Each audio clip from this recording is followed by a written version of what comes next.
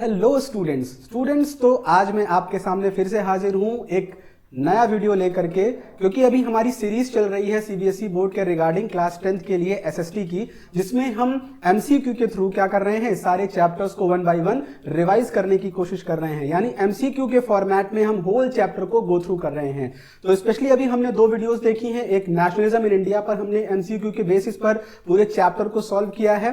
Then second important video हमने upload की थी regarding the economics chapter number 3, that is money and credit. Clear, वो दोनों chapters clear हो गए हैं। आज इस रिवीजन सीरीज की थर्ड क्लास है, जिसमें हम इकोनॉमिक्स का ही chapter number 1 that is development पढ़ने वाले हैं। तो बेसिकली इस चैप्टर में कुछ इंपॉर्टेंट टर्मिनोलॉजीज हैं। यानी अगर आपको चैप्टर को समझना है तो चैप्टर को समझने के लिए आपको सबसे पहले कुछ टर्म्स को समझना होगा, क्योंकि बिना उस टर्म को समझे आप डेवलपमेंटल फैक्टर्स को समझ नहीं सकते हैं, डेवलपमेंटल प्रोसीजर्स को, डेवलपमेंट के एस्पेक्ट्स को आप समझ नहीं सकते हैं। तो बेसिकली आपको यहां ध्यान क्या देना है, इस चैप्टर में जो कि पार्ट 1 होने वाला है, इसमें हम एमसीक्यू नहीं डिस्कस करने वाले हैं। इसमें बेसिकली हम क्या पढ़ेंगे, इसमें कुछ टर्म्स पढ़ेंगे जो फ्रीक्वेंटली इस चैप्टर में यूज किए गए हैं, और वो बहुत ही साइंटिफिक टर्म्स हैं जिसकी डेफिनेशन भी सीबीएसई बोर्ड आपसे पूछ सकता है। क्लियर है? तो इस वीडियो में हम बेसिकली इंपॉर्टेंट टर्मिनोलॉजीज को पढ़ेंगे, और ये डेवलपमेंट का पार्ट 1 होने वाला है, और पार्ट 2 में हम इसी चैप्टर के एमसीक्यू के फॉर्मेट में होल चैप्टर को गो थ्रू करने वाले हैं। तो आई होप बात समझ में आ गई होगी। तो अब चलिए स्टार्ट करते हैं वन बाय वन, और देखते हैं हमारे पास कौन कौन से, हमारे पिटारे में कौन कौन से वर्ड्स यहां पर अवेलेबल हैं। तो स्टार्ट करते हैं। देखिए यहां पर 8 पॉइंट्स ऐसे गिवन हैं, इन 8 पॉइंट्स के ही बेसिस पर ये होल चैप्टर ड्राइव होता है। दैट मींस कि अगर आपको इन 8 वर्ड्स के मतलब समझ में आ गए तो आपको डेवलपमेंट का आधा प्रोसीजर समझ में आ जाएगा। यानी आपको ये समझ में आ जाएगा कि क्लास 10th में जो चैप्टर नंबर 1 डेवलपमेंट है उसकी डेफिनेशन क्या है और उसके की कंसेप्ट्स क्या हैं। ठीक है, तो चलिए शुरू करते हैं one by one, starting from the first, that is the first term हम शुरू करते हैं, that is the per capita income. पर मतलब आप समझते हैं डिवीजन का साइन जो यूज होता है, और कैपिटा मतलब होता है पीपल। कैपिटा का मतलब है यहां पर पीपल। दैट मीन्स कि अगर हम यहां पर इस पीपल टर्म को डिराइव कर रहे हैं साइंटिफिकली, दैट मीन्स कि हर एक पर्सन की इनकम क्या है। Suppose that the statement is saying about what, statement is saying about that is the total income. Clear, total income of the country divided by the total population of that nation. Clear है, total population, that means कि जितनी भी population हमारे nation की है, उस population में अगर हम अपने कंट्री की होल वेल्थ को डिवाइड कर सके तो हर एक सिटीजन के पास कितना पैसा आएगा, यही डिसाइड करता है क्या है, पर कैपिटा इनकम। एक बार फिर से समझते हैं। यानी हमारे पास अगर 140 करोड़ की पॉपुलेशन है इंडिया में, तो अगर इंडिया के पास जितना भी पैसा है उस पैसे को बांटा जाए तो हर एक के हाथ में कितना पैसा आएगा, वही पैसा होता है पर कैपिटा इनकम। और ये डेवलपमेंट के एस्पेक्ट को समझने का ये फर्स्ट बेसिस होता है। जितना ज्यादा पर कैपिटा इनकम होता है किसी भी नेशन का, वो कंट्री ज्यादा से ज्यादा डेवलप्ड नजर आती है। क्लियर है? सो इसका मतलब क्या है, इनकम का distribution amongst the people of this nation. Clear? So this is the point number 1. You can take the screenshot as well. Now moving towards another term, that is the literacy rate. अब literacy rate क्या होता है sir? Literacy rate में basically literacy से समझ ही आ रहा है कि आप कितने पढ़े लिखे हैं, और इसी पढ़ाई लिखाई का रेट ही क्या है, लिटरेसी रेट है। क्लियर है? लेकिन यहां पर एक सबसे इंपॉर्टेंट पॉइंट है जो कि कॉम्पिटिटिव एग्जाम्स में भी पूछा जाता है कई बार, कि जब हम लिटरेसी रेट निकालते हैं बेटा, तो हमेशा ये जो एज है 7, ये कंसीडर किया जाता है। यानी 7 ईयर्स की एज से पहले के जितने भी लोग हैं उनको इस लिटरेसी रेट में काउंट नहीं किया जाता है। सिर्फ उन्हीं को काउंट किया जाएगा जिनकी एज 7 या फिर उससे ज्यादा है। क्लियर? तो यहां पर हम ये देखते हैं कि जितनी भी इंडिया की पॉपुलेशन है जिनकी एज 7 ईयर्स या उससे ज्यादा है, उन सभी की पॉपुलेशन को हम काउंट करते हैं, और उसमें हम ये चेक करते हैं कि उसमें से कितने ऐसे लोग हैं जिनको रीड करना और राइट करना आता है। इंडिया में लिटरेट होने का मतलब यह है कि अगर आपने अपना नाम लिखना और अपना नाम पढ़ना सीख लिया है तो आप लिटरेट की कैटेगरी में आएंगे। ठीक है? तो यहां पर लिटरेसी रेट का क्या मतलब है? लिटरेसी रेट का सीधा सा मतलब यह है कि अगर आपकी एज 7 ईयर्स या उससे ज्यादा है तभी आप लिटरेसी रेट में काउंट होंगे। क्लियर है? सेकंड इंपॉर्टेंट थिंग क्या है कि जितनी भी पॉपुलेशन इंडिया में 7 ईयर्स या उससे ज्यादा वालों की है उसमें से कितने ऐसे लोग हैं जो पढ़े लिखे हैं। पढ़े लिखे का मतलब क्या है कि अपना नाम लिखना और पढ़ना जानते हैं। ऐसे लोगों को ही काउंट किया जाता है और कहा जाता है कि ये लिटरेसी रेट इंडिया की है। तो करंट में अगर हम बात करें फ्रेंड्स कि लिटरेसी रेट इंडिया की कितनी है, तो टोटल 100% अगर पॉपुलेशन माना जाए तो total 73% peoples are literate in our country. Is that clear? यानी 27% पॉपुलेशन जिनकी एज अभी 7 या उससे ज्यादा है वो अभी अपना नाम लिख और पढ़ नहीं सकते हैं। बाकी 73% peoples are there in our country, they can read and write their names. Clear? So this is the literacy rate currently of our country. और ये जो लिटरेसी रेट है ये याद रखेंगे, ये डेटा हमें 2011 के सेंसस से मिलता है। आई होप इतनी बात समझ में आई होगी। क्लियर? नाउ बढ़ते हैं नेक्स्ट क्वेश्चन की तरफ, नेक्स्ट टॉपिक की तरफ, that is the infant mortality rate. अब इन्फेंट मोर्टेलिटी रेट क्या होता है? सबसे पहले तो हमें यह समझना है कि इन टर्म्स का मतलब क्या है। इन्फेंट मतलब होता है जो न्यू बॉर्न बेबी है। क्लियर है? और मोर्टेलिटी मतलब क्या होता है? डेथ। क्लियर? यानी डेथ की रेट हमें यहां काउंट करनी है। क्लियर? सो डेथ का साइंटिफिक टर्म यहां यूज किया गया है, that is the mortality. Clear? अब यहां पर देखिए मोर्टेलिटी, इन्फेंट्स की मोर्टेलिटी देखनी है तो इसमें आपको यह याद रखना है इन्फेंट्स उसे ही कहा जाएगा जिसकी एज 1 साल या उससे कम होगी, 1 ईयर और लेस देन 1 ईयर। क्लियर है?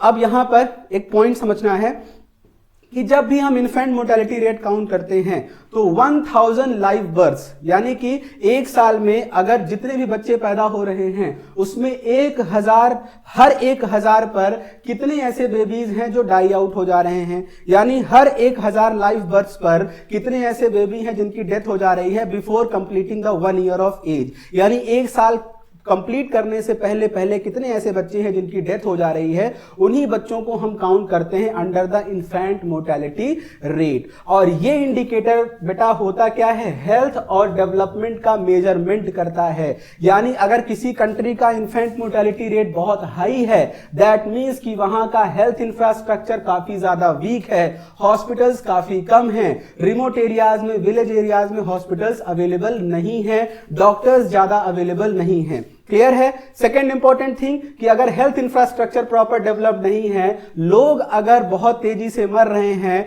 जो बच्चे पैदा हो रहे हैं वो 1 साल कंप्लीट करने से पहले उनकी डेथ हो जा रही है, दैट मीन्स वो कंट्री प्रॉपरली डेवलप नहीं हो रही है। क्लियर? सो हेल्थ का इंडिकेटर और कंट्री के ओवरऑल डेवलपमेंट का इंडिकेटर भी क्या होता है? इन्फेंट मोर्टेलिटी रेट के अंदर काउंट होता है। क्लियर है? जितना ज्यादा IMR होगा, that is infant mortality rate, that means that indicator is showing the poor health and poor developmental aspect of our nation. Is that clear? Now बढ़ते हैं आगे नेक्स्ट की टर्म की तरफ। हमारा नेक्स्ट की टर्म क्या है? That is the maternal mortality rate. वहां पर हम इन्फेंट्स की बात कर रहे थे, लेकिन अब हम यहां पर किसकी बात करेंगे? मदर्स की बात करेंगे। दैट मीन्स कि जितनी भी ऐसी विमेन्स हैं जो ड्यूरिंग प्रेगनेंसी या during the giving birth of child, यानी जब भी बच्चे पैदा हो रहे हैं उस ड्यूरेशन में या फिर प्रेगनेंसी के टाइम पर जिन भी लेडीज की डेथ हो जाती है, उन डेथ्स को हम काउंट करते हैं under the maternal mortality rate. Clear है? सो डेफिनेशन यहां पर आपको क्लियर हो रही है। सो जितने भी बच्चे पैदा हो रहे हैं, लेकिन इसमें एक बेंचमार्क लिया जाता है 1 लाख लाइव बर्थ्स का, यानी हर 1 लाख बच्चे जो पैदा हो रहे हैं उसमें कितनी ऐसी मदर्स हैं जो ड्यूरिंग प्रेगनेंसी या ड्यूरिंग द चाइल्ड बर्थ उनकी डेथ हो जा रही है। उन मदर्स की डेथ को काउंट करते हैं और एक ऑन एन एवरेज रेट निकालते हैं जिसको हम क्या कहते हैं? Maternal mortality rate, that is MMR। अब आप कहेंगे इसका फायदा क्या है। डेवलपमेंटल चैप्टर हम पढ़ रहे हैं और डेवलपमेंट चैप्टर में हम ये देखेंगे कि अगर मैटरनल मोर्टेलिटी रेट किसी कंट्री की हाई है, दैट मींस कि वहां का हेल्थ इंफ्रास्ट्रक्चर काफी पुअर है, और अगर हेल्थ इंफ्रास्ट्रक्चर पुअर है तो दैट मींस कि वहां पर जो डेवलपमेंट के प्रोसीजर्स हैं वो प्रॉपरली वर्क नहीं कर रहे हैं। कंट्री तो ग्रो तो कर रही है लेकिन वहां पर हेल्थ इंफ्रास्ट्रक्चर प्रॉपरली एस्टैब्लिश्ड नहीं है। Clear now.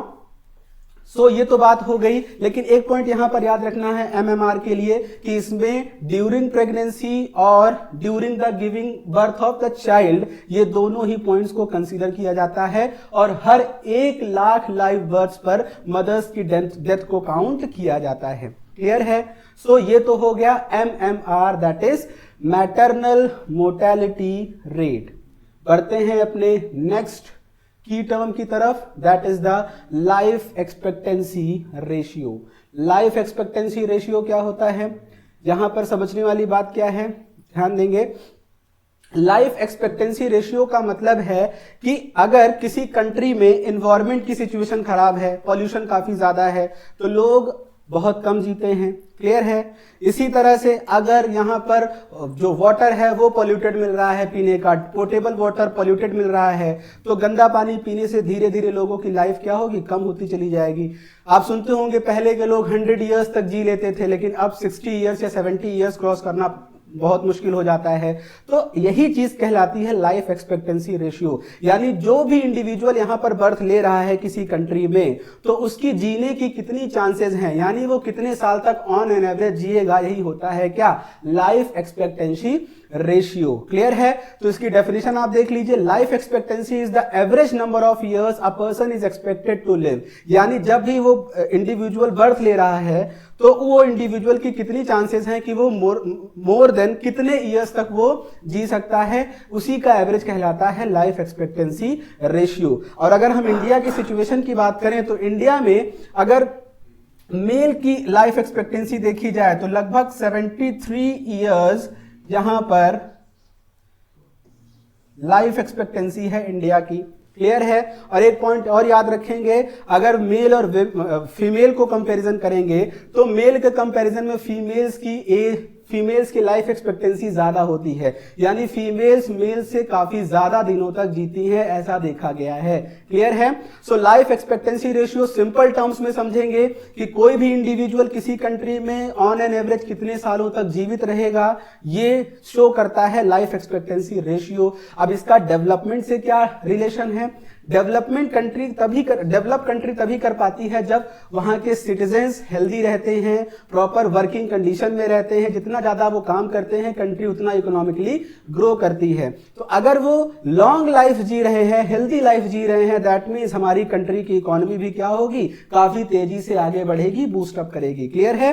तो ये डायरेक्ट रिलेशन शो करते हैं, life expectancy ratio shows the direct relation between the life and the development. Clear. So ये भी पॉइंट याद रखेंगे कि करंटली इंडिया का जो लाइफ एक्सपेक्टेंसी रेशियो है वो 73 इयर्स मार्क की गई है। Clear. So this is what the key term is. Now coming to the next point, that is the gross enrolment ratio, something which is related to education. Education that means जितना ज्यादा आपकी population educate होगी उतना ही ज्यादा आपकी country develop करेगी, grow करेगी। क्लियर है।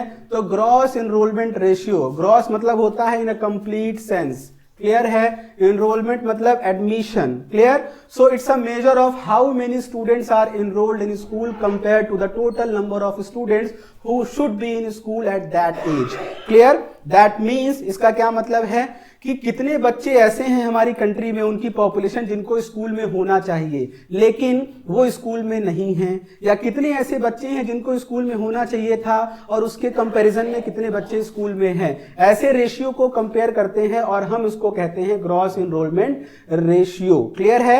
यानी इस रेशियो में हम ये काउंट करते हैं कि कितने टोटल बच्चे हैं जिनको स्कूल में होना चाहिए, स्कूल गोइंग चिल्ड्रेन। तो हम डिवीजन पॉइंट में यहां पर लिखेंगे क्या, स्कूल गोइंग चिल्ड्रेन। और अब अपवर्ड साइड में कितने बच्चे ऐसे हैं जो स्कूल पहुंच रहे हैं। क्लियर है? तो इस रेशियो को हम क्या कहते हैं? Gross enrolment ratio. क्योंकि इस रेशियो से कंट्री की एजुकेशन सिस्टम समझ में आती है। दैट मीन्स कि जितना ज्यादा एनरोलमेंट रेशियो होगा, इसका मतलब यह है कि हमारी पॉपुलेशन उतना ज्यादा पढ़ लिख रही है, एजुकेशन में इन्वॉल्व है। और जितना ज्यादा कंट्री की पॉपुलेशन एजुकेशन में इन्वॉल्व होगी, हमारी कंट्री की इकोनॉमी, हमारी कंट्री का डेवलपमेंट उतनी ही तेजी से आगे बढ़ता है। क्लियर है? ये पॉइंट समझ में आ रहा है? रेशियो जब हम बनाएंगे तो रेशियो में हम डिनोमिनेटर में क्या लिखेंगे? कितने ऐसे स्कूल गोइंग चिल्ड्रंस हैं हमारी कंट्री में, और न्यूमरेटर में क्या लिखेंगे? न्यूमरेटर में लिखेंगे कितने बच्चे स्कूल एक्चुअल में जा रहे हैं। क्लियर है? तो इस रेशियो को हम क्या कहते हैं? Gross enrolment ratio. I hope समझ में आया होगा। क्लियर? नेक्स्ट टर्म जो कि हमें पढ़ना है, that is the Human Development Index, the most popular and the most important term for our chapter, because the name of the chapter is the development, and this term also have the term that is the development. Clear? So here human development index, नाम से ही clear हो रहा है कि human की development की index बनाई जा रही है, यानी कंट्री में कितना ह्यूमंस डेवलप कर रहे हैं। तो डेवलपमेंट का प्रोसीजर आप खुद में समझिए। हेल्थ एक एस्पेक्ट हो सकता है, जी हाँ सर बिल्कुल हो सकता है। एजुकेशन एक एस्पेक्ट हो सकता है, जी हाँ बिल्कुल हो सकता है। Third is standard of living. Clear? अब यहां तीनों पॉइंट्स को कंसीडर किया जाता है। एक पॉइंट याद रखेंगे, इस इंडेक्स को प्रिपेयर कौन करता है? कि यूनाइटेड नेशन की एजेंसी है, दैट इज यूएनडीपी। इसका फुल फॉर्म है United Nations Development Programme. Clear है? ये यूएनडीपी क्या करती है? ये यूएनडीपी ह्यूमन डेवलपमेंट इंडेक्स को रिलीज करती है हर साल, और ये बताती है कि पूरे देश में कौन सी कंट्री है जिसका एचडीआई स्कोर बहुत हाई है, वो रैंक 1 पर है, और कौन सी ऐसी कंट्री है जो लास्ट रैंक पर है। तो अगर हम इंडिया की बात करें तो इंडिया का जो एचडीआई स्कोर यूएनडीपी ने बताया था वो 2024 का बताया था 134th, यानी कि हमारी जो पोजीशन है वो 193 कंट्रीज के कंपैरिजन में 134th पोजीशन पर हम लाई करते हैं। यानी ह्यूमन डेवलपमेंट हमारी कंट्री में बहुत ही पुअर लेवल पर है। क्लियर है? 193 टोटल कंट्रीज में से हमारी रैंक कितनी है? 134th रैंक है। क्लियर है? सो दैट मीन्स कि यहां पर जो लोगों की लाइफस्टाइल है वो प्रॉपरली हेल्दी नहीं है, एजुकेशन सिस्टम बहुत अच्छे से डेवलप नहीं हुआ है। थर्ड, लोगों का जो स्टैंडर्ड ऑफ लिविंग है वो भी प्रॉपर डेवलप्ड नहीं है। इस वजह से हमारा जो ओवरऑल स्कोर है वो 134th पर ही लाई करता है अमंग द 193 नेशन। क्लियर है? तो ह्यूमन डेवलपमेंट इंडेक्स याद रखेंगे, एक रिपोर्ट कार्ड होता है किसी कंट्री का जो कि शो करता है कि एक पर्टिकुलर ह्यूमन, एक इंडिविजुअल कैसे ग्रो कर रही है, कैसे अपनी लाइफ को वो जी रहे हैं। क्लियर? सो ये पॉइंट याद रखेंगे। बेसिकली इन्हीं 3 पिलर्स के बेसिस पर एचडीआई स्कोर रिलीज किया जाता है बाय यूएनडीपी। क्लियर? और इंडिया की जो रैंक है 2024 में वो 134th है अमंग 193 नेशंस। क्लियर है? सो बढ़ते हैं नेक्स्ट टॉपिक की तरफ, that is the last one, purchasing power parity. अब ये परचेजिंग पावर पैरिटी क्या होती है? परचेजिंग पावर पैरिटी, पहले तो वर्ड्स का मतलब, क्योंकि अगर आपको किसी सेंटेंस का मतलब समझना है तो उन वर्ड्स पर फोकस करिए। तो सबसे पहले वर्ड्स पर यहां पर फोकस करेंगे। So first word is saying what? The purchasing, that means खरीदने की पावर। क्लियर है? तो जिस पर्सन के पास ज्यादा पैसा होगा वो पर्सन ज्यादा चीजें परचेज कर सकता है, उसकी परचेजिंग पावर ज्यादा है। जो पुअर पीपल्स हैं उनके पास पैसे कम है, दैट मीन्स उनके पास परचेजिंग पावर कम है। क्लियर है? तो ये तो हो गई इंडिविजुअल की बात, यानी कि अगर हम एक पर्टिकुलर पॉपुलेशन की बात करें विद इन आवर कंट्री, ठीक है, अगर एक पर्टिकुलर पॉपुलेशन की बात कर रहे हैं तो उस एस्पेक्ट में हम ये कहेंगे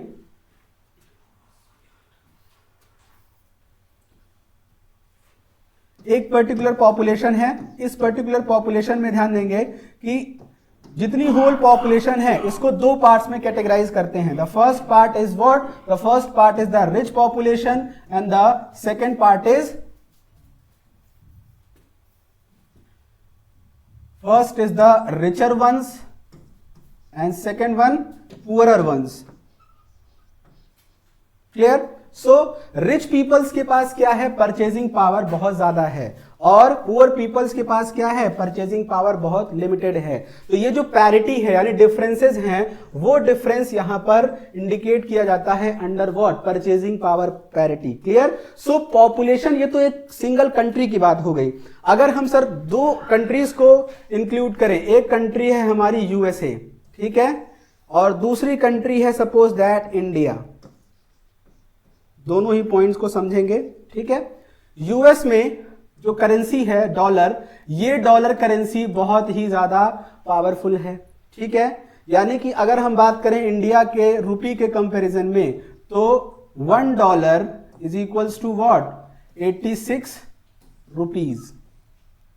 $1 is equals to 86 rupees. That means कि इंडिया की करेंसी बहुत ही ज्यादा पुअर है as compare to the dollar. यानी हमारी करेंसी जो रुपी है, इसकी परचेजिंग पावर क्या है, बहुत कम है with respect to what, US dollar. यानी यूएस के लोग $1 लेकर के बहुत सारी चीजें खरीद सकते हैं, लेकिन हम इंडियंस ₹1 लेकर के बहुत सारी चीज परचेज नहीं कर सकते हैं। तो ये जो पैरिटी है between the valuation of currency, इसे ही हम कहते हैं परचेजिंग पावर पैरिटी। ये तो हो अमंग द डिफरेंट नेशंस। लेकिन अगर हम अपने इंडिया के अंदर ही बात करें अमंग द पॉपुलेशन, तो रिच पॉपुलेशन और पुअर पॉपुलेशन की जो परचेजिंग पावर है उसमें डिफरेंस होता है, और इसी डिफरेंस को हम क्या करेंगे, इक्वलाइज करने की कोशिश करते हैं by providing various welfare measures to the poor section. Clear है? तो अगर हमें ये परचेजिंग पावर पैरिटी पता होगी तो हमारी कंट्री की जो गवर्नमेंट है उसको ये पता चल पाएगा कि हमें ऐसे लोगों को टारगेट करना है जो नीडी पीपल्स हैं, जिनके पास परचेजिंग पावर नहीं है, तो उनको टारगेट करके उनको मेन स्ट्रीम में लाने की कोशिश गवर्नमेंट करती है। ठीक है, सो ये हमारा लास्ट टॉपिक था की टर्मिनोलॉजीज का।